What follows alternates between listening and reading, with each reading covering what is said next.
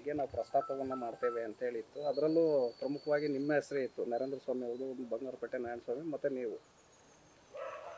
ಅಲ್ಲ, ಯಾವುದೂ ತಡೆ ಒಡ್ಡುವಂಥ ಕೆಲಸ ಏನೂ ಆಗಿಲ್ಲ. ಆ್ಯಕ್ಚುಲಿ ಒಂದು ಚರ್ಚೆ ಮಾಡಿ ನಾವೆಲ್ಲ ಒಂದು ಸಮಾವೇಶ ಮಾಡಬೇಕನ್ನುವಂಥ ದೃಷ್ಟಿ ಇಟ್ಕೊಂಡು ಅದೊಂದು ಸೇರಬೇಕನ್ನುವಂಥದ್ದಿತ್ತು. ಅದು ಬೇರೆ ಬೇರೆ ಕಾರಣಾಂತರಗಳಿಂದ ಈಗ ಬೇಡ, ಮುಂದೆ ಸೇರೋಣ ಅನ್ನುವಂಥದ್ದು ಮಾತುಕತೆ ಆಗಿದೆ. ಅದು ಮಾಡ್ತೀವಿ ಅಷ್ಟೇ. ಅದೇನು ಅಂಥದ್ರಲ್ಲೇನು ಭಾಳ ಅದರಲ್ಲಿ ದೊಡ್ಡದಾಗಿ ಯಾರು ಅಂಥದ್ದನ್ನೇ ಮಾಡೇ ಬೇಡ ಅನ್ನೋವಂಥದ್ದು ಏನಿಲ್ಲ. ಅಲ್ಲ, ಏನಕ್ಕೆ ಅವ್ರಿಗೇನಾದರೂ ಬೇರೆ ಥರ ಸಂದೇಶ ಹೋಯ್ತಾ ಅಂತ? ಅಲ್ಲ, ಗೃಹ ಸಚಿವರು ಹೇಳ್ತಿದ್ದಾರೆ ಒಂದು ಮಾತು, ನಾವು ದಲಿತರ ಸಮಸ್ಯೆ ಬಗ್ಗೆ ನಾವು ಚರ್ಚೆ ಮಾಡಕ್ಕೆ ಹೊರಟಿದ್ದು ಅಂತ ತಡೆಯುವಂಥ ಅಗತ್ಯ ಏನಿತ್ತು ಅಂತ ಹೇಳ್ತಾರೆ. ಈಗ ತಡೆಯೋ ಪ್ರಶ್ನೆ ಅಂದರೆ ಏನೂ ಇಲ್ಲ.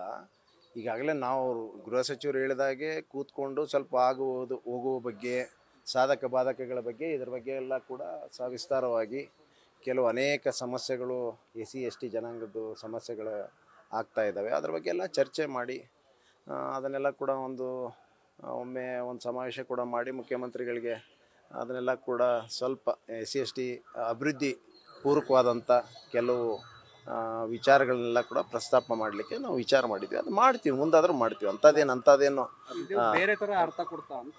ಖಂಡಿತವಾಗಿ ಆ ಥರ ಯಾವುದೂ ಅರ್ಥ ಇಲ್ಲ, ಅದೇನೂ ಇಲ್ಲ. ಈಗ ಸ್ವಲ್ಪ ದಿನದ ಮಟ್ಟಿಗೆ ಮಾತ್ರ ಕೆಲವು ಕಾರಣಾಂತರಗಳಿಂದ ಅದನ್ನ ಇದು ಮಾಡಿದ್ದಾರೆ. ಆಮೇಲೆ ಮಾಡ್ತೀವಿ, ಅದ್ರ ಬಗ್ಗೆ ಚರ್ಚೆ ಮಾಡ್ತೀವಿ.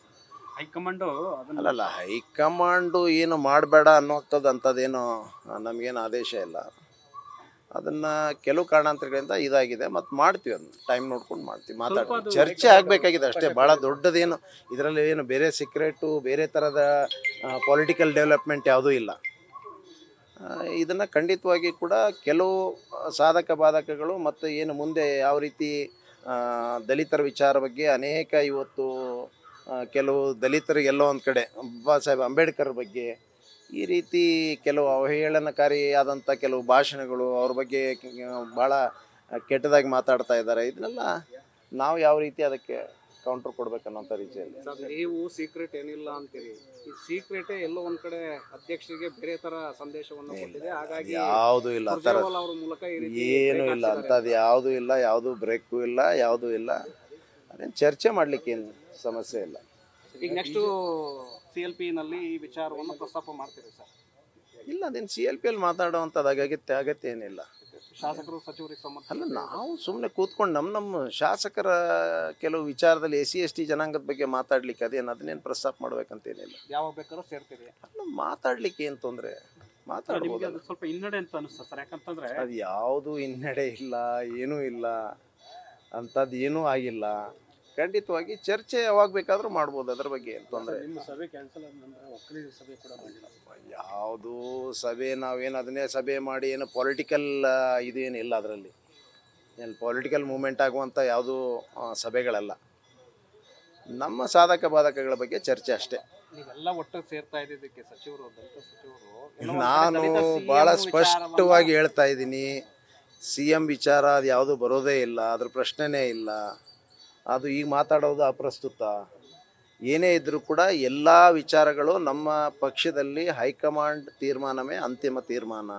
ಅದ್ರ ಬಗ್ಗೆ ಚರ್ಚೆ ಮಾಡಿ ಕೂಡ ಅರ್ಥ ಇಲ್ಲ, ನಾವು ಚರ್ಚೆನೂ ಮಾಡೋದಿಲ್ಲ ಅದ್ರ ಬಗ್ಗೆ. KPCC ಅಧ್ಯಕ್ಷ ಸ್ಥಾನ ನಿಮ್ಮದೇ ಪಕ್ಷದ ಸಚಿವರೆಲ್ಲ ಕೇಳ್ತಿದಾರಲ್ಲ ಬಹಿರಂಗವಾಗಿ, ಪೂರ್ಣ ಪ್ರಮಾಣದ ಅಧ್ಯಕ್ಷರು ಬೇಕು ಅಂತ. ಎಲ್ಲರೂ ಒಬ್ಬೊಬ್ಬರು ಯಾರಾದರೂ ತಮ್ಮ ವೈಯಕ್ತಿಕ ಅವ್ರ ಅಭಿಪ್ರಾಯ ಆಗಿರ್ಬೋದು, ಯಾರೇ ಅಭಿಪ್ರಾಯಗಳಿದ್ರು ಕೂಡ ಅದು ಏನೇ ಇದ್ದರೂ ಕೂಡ ಹೈಕಮಾಂಡ್ ನಿರ್ಧಾರನೇ ಅಂತಿಮ ಇರ್ತದೆ. ಕೆಲವರು ವೈಯಕ್ತಿಕ ತಮ್ಮ ವಿಚಾರಗಳನ್ನು ಹೇಳಿರ್ಬೋದು. ಪೂರ್ಣ ಪ್ರಮಾಣದ ಅಧ್ಯಕ್ಷರ ಅವಶ್ಯಕತೆ ಈಗ ನೋಡಿ, ನಾನು ಹೇಳೋದು ನಮ್ಮ ಹೈಕಮಾಂಡಿಗೆ ಬಿಟ್ಟಂತ ಅದು ವಿಚಾರ. ಹೈಕಮಾಂಡ್ ಏನು ಹೇಳ್ತದೆ ಅದೇ ಅಂತಿಮ, ಅದು ಬಿಟ್ಟು ಬೇರೆ ನಾವು ಯಾರು ಏನು ಹೇಳಿದ್ರು ಕೂಡ ಅದು ಅಪ್ರಸ್ತುತ. ಅಲ್ಲ, ದಲಿತ CM ಅನ್ನೋ ವಿಚಾರನೂ ಚರ್ಚೆ ಆಗ್ತಿದೆ. ಈಗ ಅದು ಪ್ರಶ್ನೆನೇ ಬಂದಿಲ್ಲ, ಈಗ ಅದು ಯಾವುದೂ ಚರ್ಚೆನೇ ಇಲ್ಲ. Thank you. ನ್ಯೂಸ್ ಫಸ್ಟ್, ನಿರ್ಭೀತಿಯಿಂದ ನಿಮ್ಮ ಪರವಾಗಿ.